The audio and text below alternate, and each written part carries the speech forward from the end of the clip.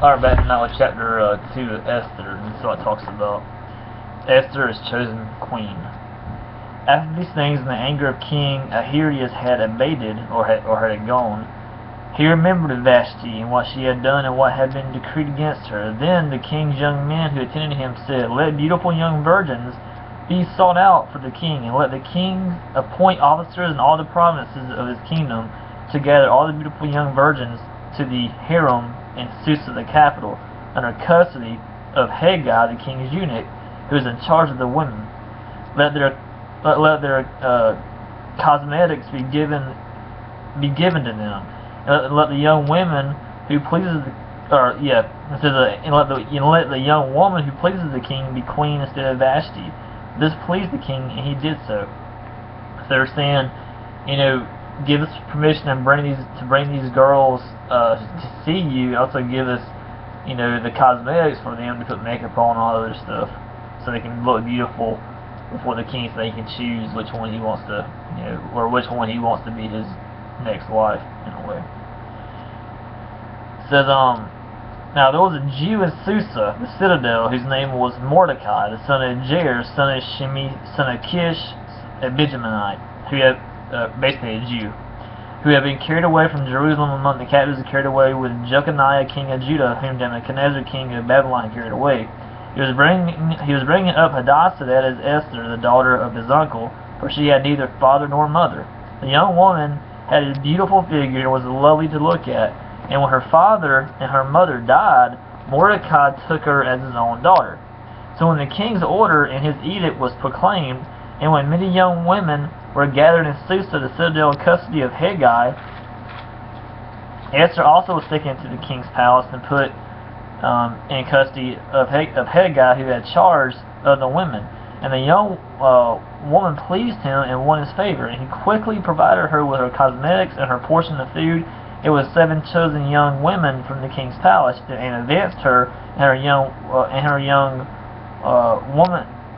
It says, and her young women to the best place in the harem. Esther had not made known her people or kindred, for Mordecai had commanded her not to make it known, so she didn't want the king to know that she was a Jew. It says, and every day Mordecai walked in front of the court of the harem to learn how Esther was and what was happening to her. Now when the turn came for each young woman to go to King Ahasuerus after 12 months into the regulations for the women, since this was the regular period of their beautifying, 6 months with oil or myrrh, and 6 months with spices and ornaments for women. When the young women went in to the king in this way, she was given whatever she desired to take with her from the harem to the king's palace. In the evening she would go in, and in the morning she would return to the second harem in custody of Shaggaz, the king's eunuch, who was in charge of the concubines, or basically the king's wives. She would not go into the king again unless the king delighted in her, and she was summoned by him. When the turn came for Esther, the daughter of Abihail, the uncle of Mordecai, who had taken her as his own daughter to go into the king, she asked for nothing except what Hegai, the king's eunuch, who had charge of the women, advised. Now Esther was winning favor in the eyes of all who saw her. And when Esther was taken to King Ahasuerus into his royal palace in the 10th month, which is the month of Teva, in the 7th year of his reign, the king loved Esther more than all the women, and she won grace and favor in his sight more than all the virgins, so that he set the royal crown on her head and made her queen instead of Vashti. Then the king gave a great feast for all his officials and servants. It was Esther's feast. He also granted a remission of taxes to the provinces and gave gifts with royal generosity. Mordecai discovers the plot. Now when the virgins were gathered together the second time, Mordecai was sitting at the king's gate. Esther had not made known her kindred or her people as Mordecai had commanded her.